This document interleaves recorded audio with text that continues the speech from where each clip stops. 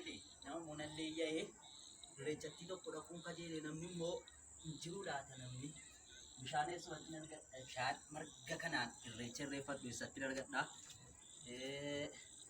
bakka bishaanitti argadhu irreecha nan kajeelee yoon immoo dhaqe namni nan dhiyeessu bucuusii sheekummaa kana waan hin qabu jecha namni natti ka'a Allah argadhe bishaan argadhe Allahu akbar argadhe maashaallah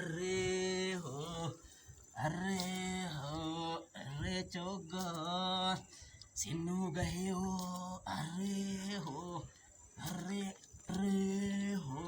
marreehoo arkiin siin harkaa badeemsida arreehoon jedha ole baay'adaa ficha marreehoo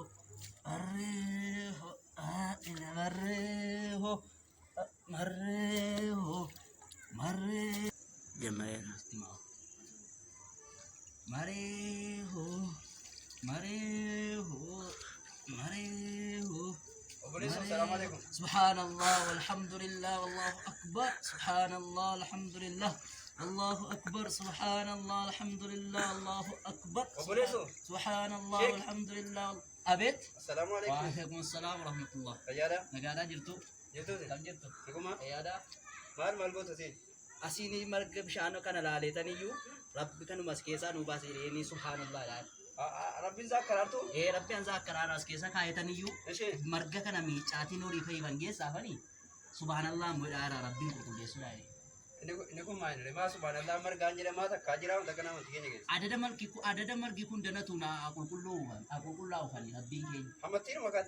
Kan kana caaluun illee kun as keessa kaayataniyyuu akkana godhaara subhanallah. Maal wasabna inni jeen. Irreecha miti akkisaa ishee irreecha miti as keessa kaayatan Laachi wanta kanaa manti islaamaa keessa jiru kun irreecha beekamaadha. Kaawwan. ishee Kaawwan sabinaati. maal irreechi hin ta'u Irreechin irreeffataarra jedhaa malee gaamantiidha islaamaa irraa waan hin tire. Rabbiin zakkara. Dhokatteen nama laalatee irreeffachuu bicuusii dhufee akkasumatti. Amma qiqaas nagummaa sin irreecha irreeffataarra. jechuun gaa inni guddaan hin ta'u jedhamnaa isi bicuu irreeffachaadha. Rabbi maaltu dhufaa rakka maaltu dhalata. Ishi eega irreecha dhuftanii moo inni kun maal sinirraa godha? Inni kun inni shaara kooti milikkita kooti. Joosin akka jedhe kana baadhee dhaquu jibbeetanii iyyuu achi kina minaa argeetan asitti dhiphishoo si jedhaa jira. Ilaala dhaggeessaa bude sama. Yeroo silaalu nama guddaa fakkaata. Inni kun amaamaan kun islaaminaa bakka bu'a. Irreechi yoo ta'e amantii mataa isaa danda'e amantii waaqeffataadha. Oromoo jira waaqeffataatu irreeffata. Yoo qalbiin irreeffachuusi kajeele mul'ifadhuuti dhokatteen namni waa maal jedhuudhaan du'iniiti mul'isiituma akkiti irreeffatti. In ta'uu sila. In ta'u haraama. Rabbiin hin jiru jechuudha. Maal bishaanatti eegabbaruu maal? Haraamada. Haraamatti islaaminaa keenyaan wal faallisa. Seera qaba islaaminaani fakkeenyaaf irreechi kan jirri malkaa godhanuu fi islaamni masgidanuu kaa'e.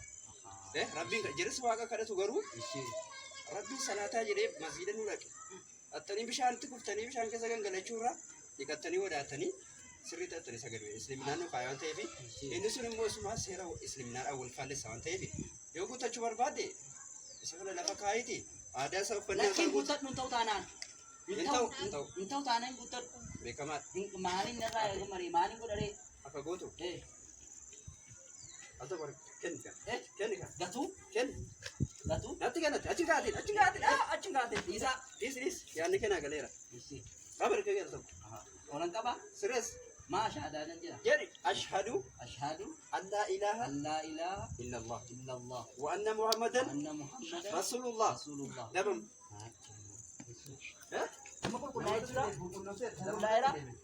Lammatti toobaa toltu illallah kara irreechaa kara maaloo toobadhe qulqullaadhe. Rabbiin haadhisa miti isinis galatooma. Galatooma.